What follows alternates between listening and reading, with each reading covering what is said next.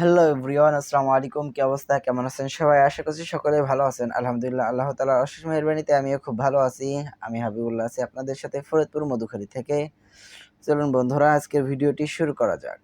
শুরু করার আগে আপনাদেরকে একটি কথা জানিয়ে রাখি, আপনারা যদি ফেসবুক পেজ থেকে দেখে থাকেন প্লিজ ফেসবুক পেজটি ফলো করে দেবেন আর ভিডিওগুলো শেয়ার করে দেবেন যদি ভালো লেগে থাকে। আর যদি আপনারা ইউটিউব থেকে দেখে থাকেন তাহলে প্লিজ চ্যানেলটি সাবস্ক্রাইব করবেন। হয়তো অনেকে আমাকে চেনেন, অনেকেই চেনেন না, তবে আপনাদের সকলের উদ্দেশ্য করে বলতেছি, আমি সবসময় সত্যকে সত্য, মিথ্যাকে মিথ্যা বলে আসতেছি। ইনশাল্লাহ সারা জীবন বলে যাব, অন্যায়ের বিরুদ্ধে সারা জীবন কাজ করব ইনশাআল্লাহ।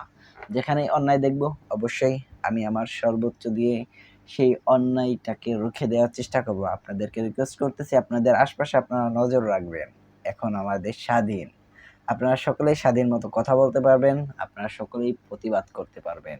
আমি আজ যে জায়গায় আসছি, এই জায়গার নাম হচ্ছে ভাটিয়াপাড়া কালনা ব্রিজ। এই ব্রিজটি ভাইরাল একটি ব্রিজ, এক কথায় অসাধারণ একটি জায়গা। ভাই দেখলে পুরো নয়ন জুড়িয়ে যাবে। তবে আপনারা ভিউগুলো উপভোগ করতে থাকুন। আর আমি একটা কথা না বলে পারতেছি না, আপনারা সকলে ইতিমধ্যে জানেন যে তোফাজ্জলকে নির্মমভাবে হত্যা করা হয়েছে। কে বা কারা হত্যা করেছে আপনারা সকলেই ভিডিওতে দেখেছেন। আমি তাদের শাস্তি কামনা করতেছি। আর আপনারা সকলেই জানেন বাংলাদেশের পাহাড়ি অঞ্চলে কিছু আদিবাসী বাস করে।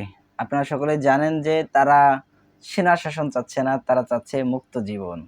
তবে একটা কথা জেনে রেখো, তোমাদের অন্য কোনো দাবি থাকলে অবশ্যই আমরা পূরণ করার জন্য সর্বোচ্চ দিয়ে চেষ্টা করব। তবে তোমরা যদি উল্টোপাল্টা কোনো দাবি করো সেটা তো আমরা মেনে নিতে পারি না। এটা আমার বাংলাদেশ, তোমরা বাংলাদেশে থাকে বলো যে আমরা বাংলাদেশে থাকি বাট বাঙালি না। তোমরা যেহেতু বাঙালি না, তো তোমাদের কোনো দাবিও মানা হবে না, তোমরা তোমাদের দেশে চলে যাও। তোমাদেরকে রিকোয়েস্ট করা হচ্ছে উশৃঙ্খলা করো না, আমাদেরকে শান্তিমতো থাকতে দাও। আমার এই দেশে অনেক ঘাটতি রয়েছে, দেশের ঘাটতিগুলো পূরণ করতে দাও। তোমরা ইতিমধ্যে অনেক উশৃঙ্খলা করে ফেলেছো, আমাদের সেনাবাহিনীদের উপরে তোমরা আক্রমণ চালিয়েছো, আমরা এখনো চুপ আছি। এর থেকে বেশি কিছু করার চেষ্টা করো না, যদি করো তাহলে বাংলাদেশের মানুষ তোমাদেরকে ছেড়ে দিবে না। বাংলাদেশের প্রত্যেকটা মানুষের রক্ত মিশে আছে যুদ্ধ। এই বাংলাদেশ আমরা এমনিতে পাইনি, এই বাংলাদেশ যুদ্ধ করে তারপরে স্বাধীনতা অর্জন করতে হয়েছিল আমাদেরকে। সম্মানিত ভিউয়ার্স, আপনাদেরকে অসংখ্য ধন্যবাদ ভিডিওটি দেখার জন্য। সকলে আমার জন্য দোয়া করবেন, দোয়া করবেন আমার বাংলাদেশের জন্য। আমার বাংলাদেশের প্রত্যেকটা মানুষ যেন সুখে শান্তিতে দিন কাটাতে পারে।